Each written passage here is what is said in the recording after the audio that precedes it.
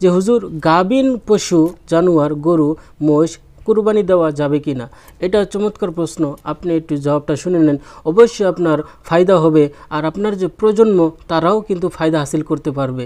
কেননা আপনি যদি গাভীন পশু জানোয়ার কুরবানি না দেন, না দিতে দিতে কি হয়, আপনার পরিয়ালে আপনার সংসারে একটা নিয়ম জারি হয়ে যায় যে গাভীন পশু মনে করে জবাই করা যায় না, কুরবানি দেওয়া যায় না, এটি একটি নিয়মে পরিণত হয়ে যায়। এজন্য কীভাবে গাভীন পশুগুলো কুরবানি করতে পারবেন আর কোনভাবে করতে পারবেন না, দুইটি নিয়ম রয়েছে। আমি আপনাদেরকে বিস্তারিত ওই নিয়মটি জানাবো ইনশাল্লাহ হাদিস ও কোরআনের রোশনিতে, আর ফেকাহগণ মুহাক্কিকগণ কী বলেছেন ফেকার কিতাবে ওই রোশনিতে ইনশাল্লাহ। আমি আপনাদিগকে সংক্ষিপ্ত কয়েকটি কথা বলে আশা করি ভিডিও শেষ করব। আশা করি আপনারা ধৈর্য সহকারে দেখবেন যে হুজুর গাভীন গরু আর মোষ কুরবানি দেওয়া যাবে কি না।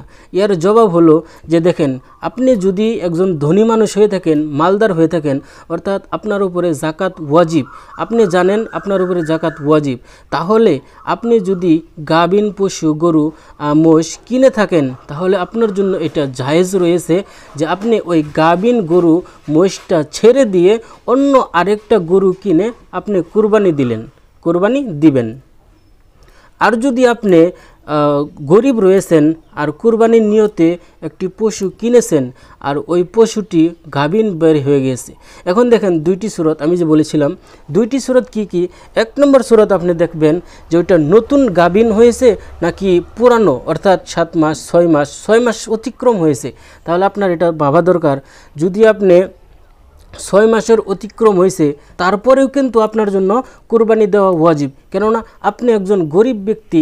আর এই অবস্থায় যদি ধনী মানুষের সাথে হয় যে 6 মাসের কম, মানে আপনার ভিতরে ওই কুরবানি জানোয়ারের পশুর ভিতরে আপনার বাচ্চাটা খিলকতটা মুকাম্মল হয় নাই, তাহলে আপনি কুরবানি দিতে পারবেন। আর যদি চান অন্য একটা কিনে দিবেন, ধনী ব্যক্তি দিতে পারবে। আর গরিব ব্যক্তি যদি কুরবানির জন্য পশু কিনেছে, অলরেডি নিয়ত করে ফেলেছেন, তাহলে কিন্তু ওই পশুটাই আপনার উপরও ওয়াজিব কুরবানি দেওয়া, ওই পশুটাই কিন্তু দিতে হবে। চাই আপনি 3 মাস গাভীন হোক আপনার গরুটা, চাই 4 মাস, চাই 6 মাস। এখন দেখেন 6 মাস আর 7 মাস যদি গাভীন হয়ে থাকে তারপরে কিন্তু আপনার উপরে কুরবানি দেওয়া ওয়াজিব।